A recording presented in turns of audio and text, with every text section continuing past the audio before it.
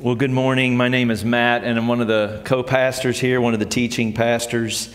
Here's how I want to kind of get launched into this series this morning. I want to tell just a couple of stories to kind of orient where I think we are in terms of the world and our community these days.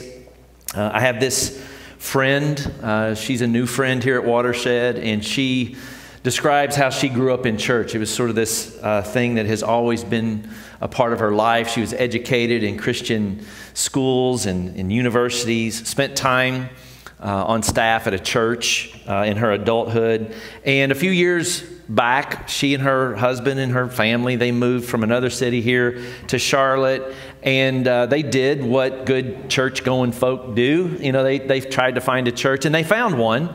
And it wasn't too long after that, they started to get connected and started to serve in the kids part of that church, the kids ministry. And there came this point where she was handed this document. And on this document was this list of beliefs, doctrines, ideas about what was right, what was true when it came to God, when it came to church, when it came to Bible, when it came to human sexuality, when it came to relationships and marriage. And it was just a full-blown, bullet-pointed way of saying, this is who we are. And if you can check these boxes, you can continue to volunteer or lead here. And the irony of this story, as she tells it, is that for years leading up to that moment, it would have sort of been just standard procedure to check off, sign off, and just keep going. But there was something about where she was in this day and age, and apart from a language to describe it, or even really reasons why, she just couldn't sign it. And it created quite a bit of a dilemma. Because in this environment, not signing off, not falling in line, the way that was interpreted, you know, disobedient, sinful, backslidden. Well, there's a term we haven't said in like 20 years. Backslidden, and just the way that rolls off the tongue. And ironically, about 3 weeks after that list was passed across the table, the pandemic hit. And it was sort of this convenient, timely moment where they were able to take a step back and sort of step away from that community. But there was a new problem. Where do we go? What do we do? Is there a place that could hold the tension of our doubt, engage our questions, maybe offer a way of processing some of the things that we're not even sure how to process? And it's kind of exciting because it appears there's a strong chance that Watershed could be that place for them. So that's really exciting. I have this other friend who for the past decade has been deeply invested here. He and his family have been a part of some of the most major transitions out of one thing and into another here at Watershed. Sort of the evolutionary process around theology and philosophy, things that have been significant in terms of how things have changed here throughout our history. It's like they've been like in the middle of it with us this whole time, and then all of a sudden the pandemic hit, right? And at first there was like this energy towards, yes, we have to continue to show up, but I don't know if maybe this was your experience. It certainly was mine. It was like there's this hope. There's this hope that maybe it's just 3 months, 6 months. I remember sitting with our staff and saying, you know, if we can just get through the spring, you know, if we can just ride it out through the summer, you know, surely by fall things will be back to normal. And so 3 months turned into 6 months, which turned into 12 and 18, and then it was 21 months. And it's like, we just kept on waiting for the world to change.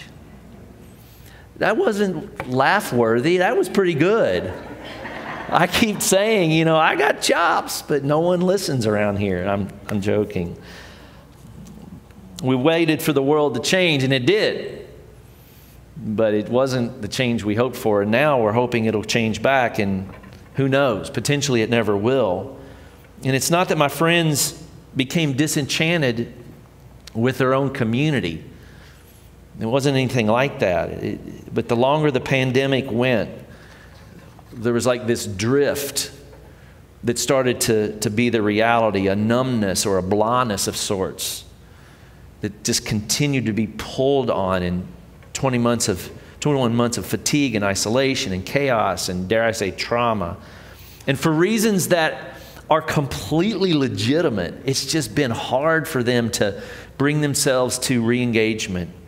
I've been trying to reconnect to families and to people, and our staff have been doing this as well, and even some of our leaders, just people that like used to be like this was a part of their natural rhythms in their life, and we would see or we would engage, and just to reach out and say, you know, what's going on, how are you doing, and can we grab some conversation?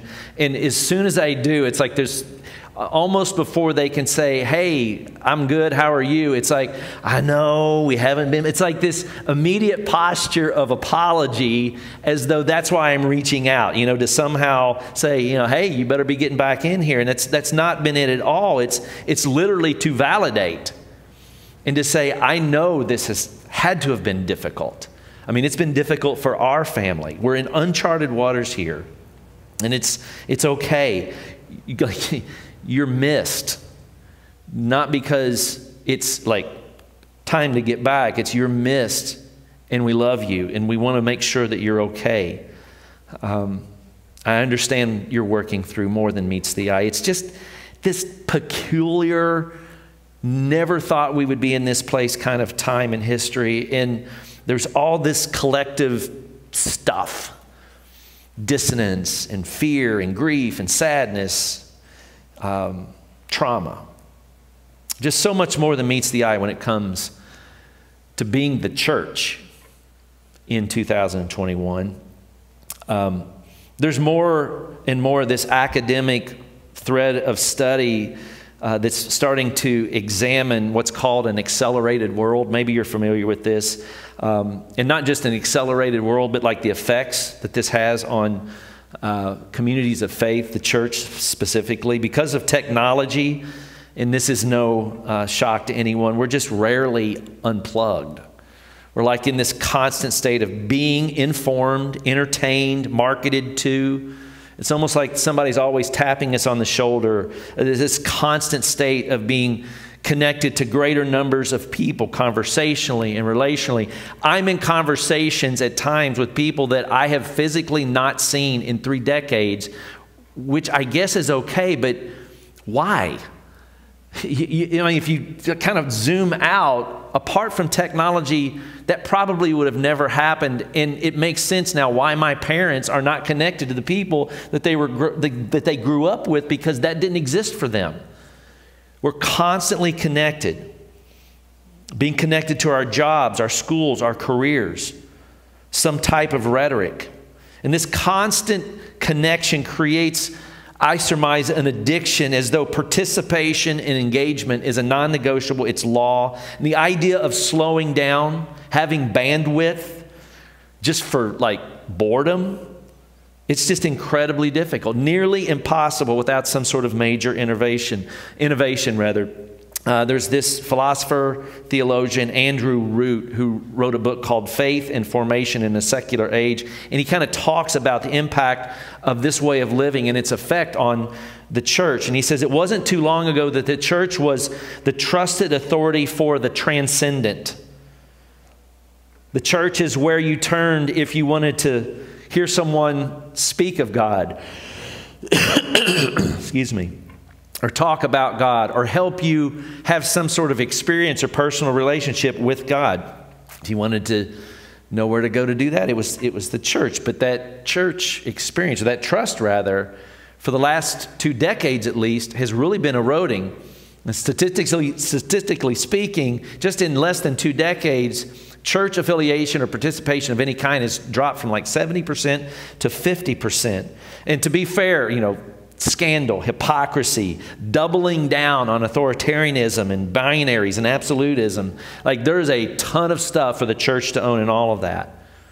But to add to this eroding trust is this desire, if you have this desire for spiritual pathways to have some sort of answer to existential questions. It's like all of a sudden the choices for getting pathways or answers is endless. All you have to do is go to the App Store or open up Google and search. And the next thing you know, you have an ocean of mapping systems that allow you to choose what's best for you, which isn't necessarily a bad thing, but that option can also be paralyzing.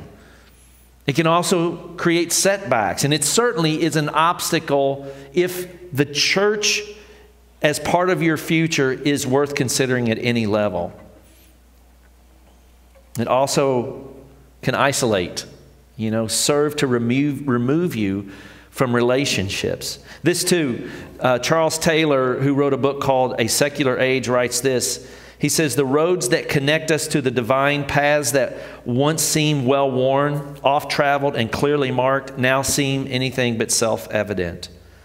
The temptation to do away with the transcendent, it's to seek fullness instead inside of a world framed by only immanence by the material. In other words, in this age of acceleration, there's this lure to locate yourself more in the material meaning success or accomplishments, social performance or social influence, which sometimes is nothing more than just like this masked sense of narcissism, self-centeredness, masked senses of ambition or self-care even, or being spiritual, but certainly not religious. And again, like not letting the church off the hook here, it's done itself no favors.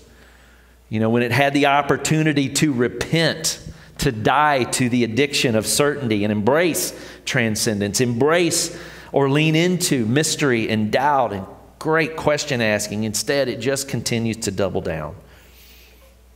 And that might sound a little depressing moving into a series. You probably have an app on your phone to take care of that. But I think there's actually hope in all of this, ironically. Despair can set in when you think you have no choices, and sometimes it can happen because you have too many. But this isn't the first time we've been at sort of this crossroads, a watershed moment in our world, and certainly here at Watershed itself. Much of what we think, and I'm going to frame it this way, much of what we think we understand about the first century church is given to us, certainly in the New Testament, certainly in some of the epistles, but predominantly in a book called Acts. The book of Acts is sort of shorthand for Acts of the Church.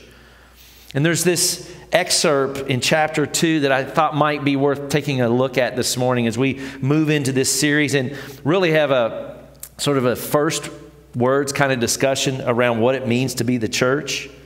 The writer of this passage writes in Acts 2:42, they devoted themselves to the apostles' teaching and to fellowship, to the breaking of bread and to prayer. Everyone was filled with awe at the many wonders and signs performed by the apostles. Now, let me push pause there because it might be helpful to kind of qualify who they're talking about when they say they. Certainly the they was these earlier followers of Jesus, this early expression of the church, earliest Christians. But the theys were this obscure collection of people, namely Jews and Gentiles. Jews, these Jewish people who grew up in this tradition, this religious, spiritual, national tradition of being an Israelite, being Jewish. But then also this particular group were in the throes of, for lack of a better term, deconstruction and reconstruction because of following this rabbi Jesus as not just a rabbi, but the potential Messiah that had been given to them to introduce some sort of a material kingdom. And so there were Jewish folks that were a part of this, but then also there were people that were referred to as Gentiles, Roman or Greek citizens who, for various reasons, were outcast or had defected from the empire, but who were now offering their allegiance, their relationship and their energy to Jesus and his movement instead of Caesar and his movement or empire. And that's an oversimplification, but that's the theys that are being described here. And it goes on to say that they, all the believers, were together and held everything in common. They sold property and possessions to give to anyone who had need. That's radical. Every day they continued to meet together in the temple courts. They broke bread in their homes and ate together with glad and sincere hearts, praising God and enjoying the favor of all the people. And the Lord added to their number daily those who were being saved. Now, there's a point that I want to try to make here in just a second, but bear with me, just a little more context. First, the people this author is describing, and the author himself, lived in a particular time, in a particular place. They had particular ideas about God, about reality, about themselves, about the world that they were operating under. We've talked about this quite a bit here at Watershed. Like, the entire Bible was written pre-science, pre-modern world. So none of those were part of their categories. But in chapter 1 of Acts, this is a moment, right before chapter 2, this is a moment that kind of sums up everything that they were up against. If you recall, like, there were a couple of years where many of these folks were following Jesus literally every day. They were with him. And then he's arrested. He's executed. There's stories of his resurrection that start to circulate. There's stories about him materializing out of thin air, or literally meeting with people and having meals and discussing what the world looks like without him moving forward. And then in chapter 1 of Acts, the story starts to be told of his ascension, where he's actually left behind all of his followers and entrusted them to do this work. Not to mention, by this time, there were these giant targets on their back. They had, because of their association with Jesus, they had been named as enemies of the state. These people are not to be trusted. There's this chilling moment in one of the Gospels where Jesus talking with Peter about this reality. He's saying, look, this is coming.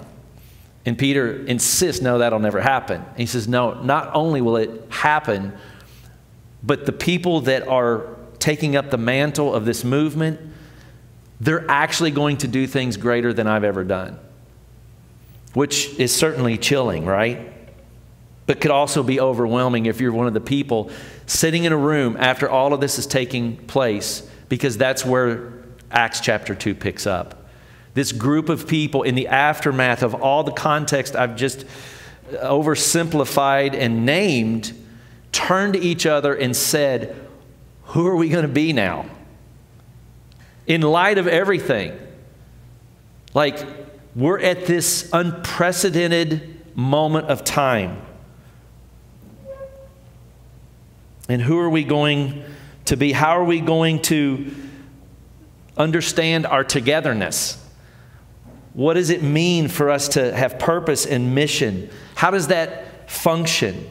Given what we think we understood about Jesus and the work in the world that he was attempting to usher in, what does it mean for us to live well together, to continue centering our togetherness in such a way that the reality of God that Jesus was putting on display, embodying, introducing, could actually become more and more the reality of the world?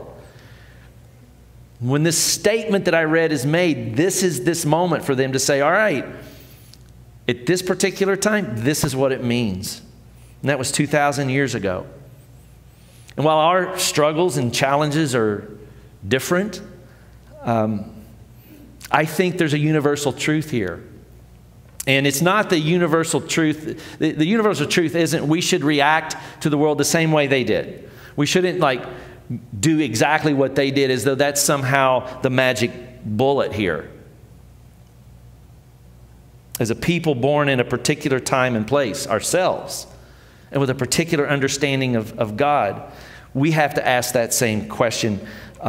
This used to be really easy to answer, for the record. Yeah, who is the church? What is the church? I don't know. For some of you, I don't know where some of your backgrounds are, but it used to be really easy for me. What's the purpose of the church? Well, it's to save souls, get people into heaven, make sure everybody's checking the right morality boxes, making sure your doctrine's pure. It's about absolute answers and being the answer people. There's times where it's like, oh man, that was so easy, so simple. But it's not anymore. And it wasn't simple for them. For instance, in Jesus' world, there were structures and systems and beliefs and authority figures who dictated human worthiness. And so if you were poor, if you were a woman, if you were a person with special needs, or you'd been born into the wrong tribe or social class, you were put in a category of less than, not good enough in the eyes of God or in the eyes of the gods, not good enough for the people who, for whatever reason, seem to be exempt from those circumstances.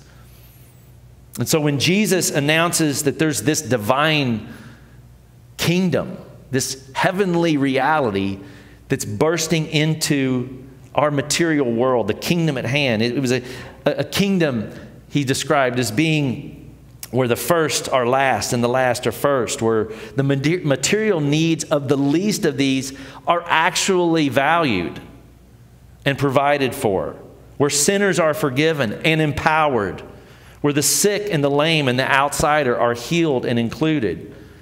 It was this great reframing story in its day.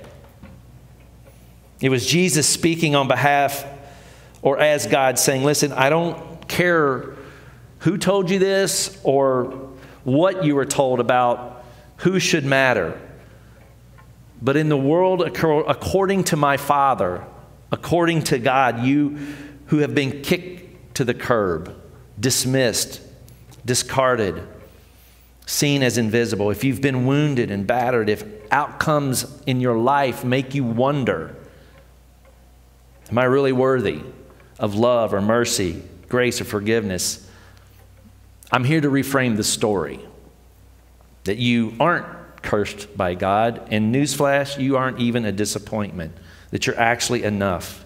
Like, that's the opposite story here, that you belong, you're accepted. In fact, God so loved you, God so loved the world, that God gave the world, He gave you someone like me. He gave you me.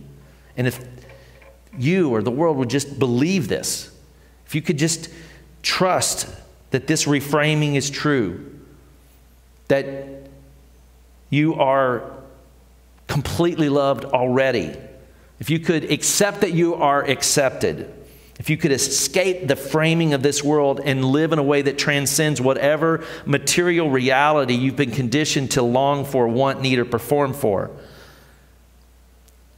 that's the kingdom of God. By the way, it would make sense in this pandemic that, you know, in the political climate, that there would be whatever subconscious spaces of unworthiness, like that would start to work its way up out of the soil of our lives, wouldn't it? Fear, loss, setbacks, failure, struggle, trauma. None of that went on vacation when we were told to shelter in place. The beauty or hope of Jesus and His agenda of reframing is that suffering and loss doesn't have to be the last word. That your situation or limitations or that hole that you just can't seem to figure out how to fill, that's not indicative of your self-worth. Grace, accepting that you're accepted. David named it that way last week. I thought that was so beautiful. That's available to you. No different than anyone else. Full stop. And not because of your correctness or your performance or your purity. It just is. If we're going to answer the question, who are we going to be? I think the first thing to acknowledge is the reframing story and its significance in the world. That Jesus, that seemed to be part of His major agenda. I think also Jesus was about inviting. A few weeks ago, I told this kid's story called The Missing Piece Meets the Big O. If you didn't have a chance to take part in our most recent series, it was a weekend where I told this story that is in one of the books in the Greenhouse Library about this triangular looking character called the missing piece, trying to find a way to fit in with spherical objects so that it could move forward in its life. And it went from one object to the next, and it just, nothing ever seemed to fit. And finally it ran into this other character called the Big O. And the Big O was able to roll with people, but didn't really need that. It seemed to be really self-sufficient in and of itself. And the missing piece began to lament that it could never really roll with the big O because it had sharp edges. And things with sharp edges don't roll. And there was this moment of truth for the missing piece when the big O said, well, have you ever considered that edges can be rounded off? And the missing piece is left with the big O rolling off, invited to explore what it looks like to become something with rounded edges. And Jesus was constantly inviting us to leave ideas or realities in search of a future that sometimes we can't even see for ourselves. He was always inviting us to defect from those ideas or practices that not only dehumanize others but ourselves, and into new places of an authentic self, of being more fully human. You can't put new wine into old wineskins. You need new wineskins. Old wineskins, when you try to put new ideas or a different you, it won't hold it. You have to think about letting go of the old wineskin and moving to grab a different type of container. What does it profit a man to gain the whole world but to lose his life? If you want to know what it's like to truly live, you must first die. Lay down your mat and follow me. Come out of your tree. Sell all your possessions. Step out of the boat. Wash the inside of your cup. Remove the plank from your eye. He was prolific at invitation, at inviting people out of what used to be and what could be.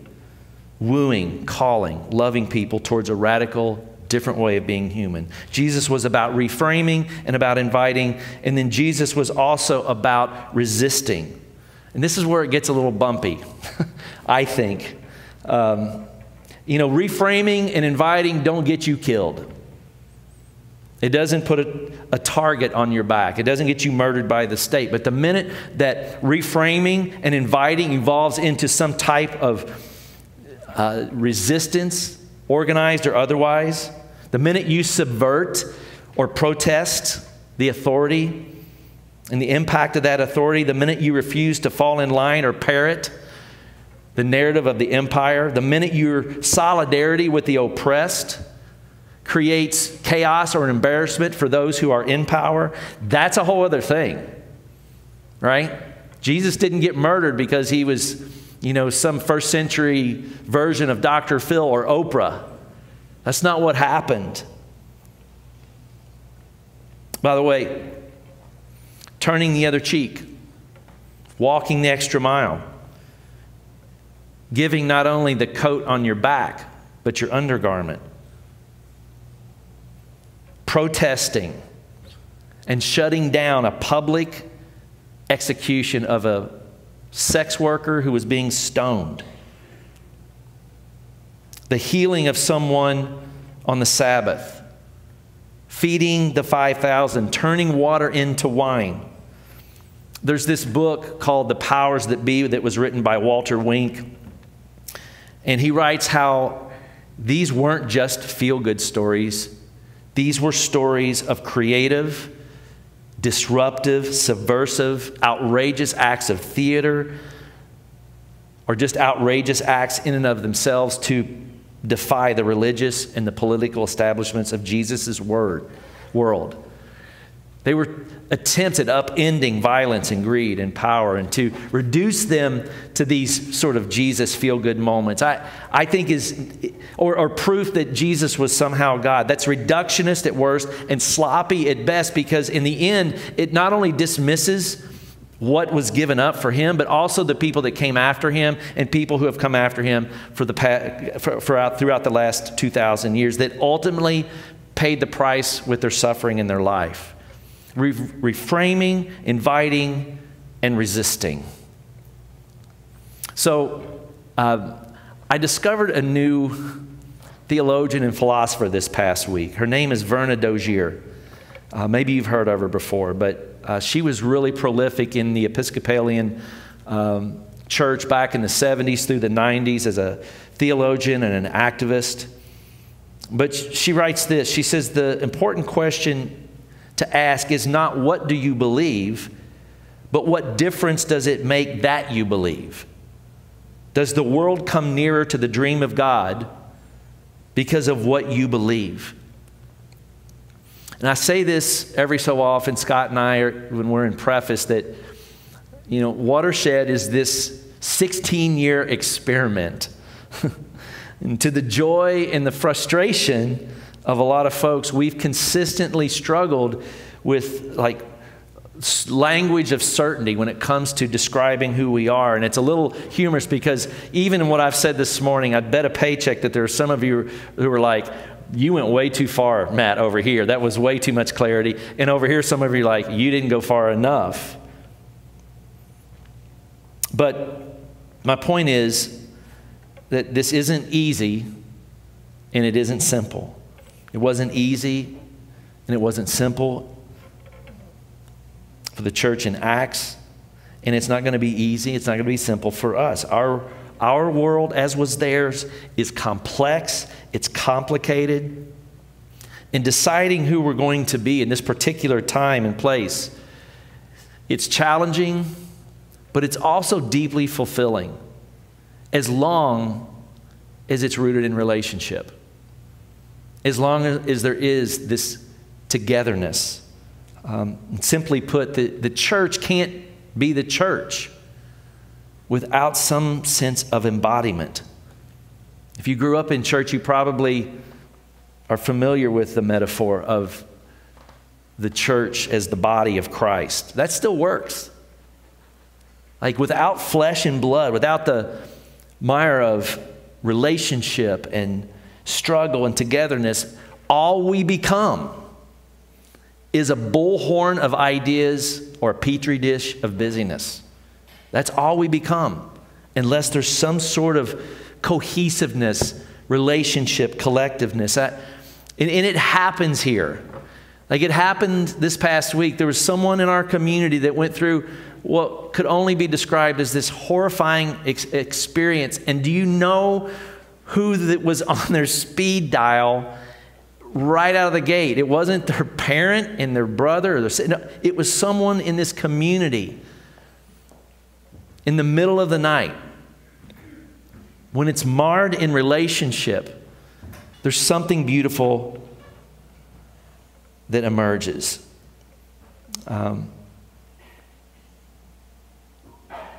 We're in a moment. I really believe that. We're in this unprecedented time in history. And in the spirit of the first century church, we get to choose. And we too are a collection of all types of people. That's what I love about this place. Different generations, different ethnicities and backgrounds, different genders and sexual orientations and ideas. And now we literally have different generations of the watershedder, you know? Like some of you are pre-pandemic and some of you are pandemic. Please, God, we need a post-pandemic generation, right? Like if only we could get to that space. But if you and if I believe that at its core, loving as though a different world is possible is done in tune with the agenda of Jesus reframing, inviting, and resisting. It's going to take a collective effort, a collective community to turn to one another and say, who are we going to be? How are we going to do this? And this is in the weeks ahead. Like what blocks need to be pulled out, loosened, examined, re-examined, refinished, reclaimed, or maybe just thrown out? What does that even begin to look like? It's going to take this beautiful mess of humanity. I've called Watershed a beautiful mess for 16 years. It's going to take a beautiful mess in sort of this dropping of our nets moment to say yes to one another, to have both feet in and try to make sense of what it means to be the church in our time and in our age. And so God, this morning, I think Verna got it right.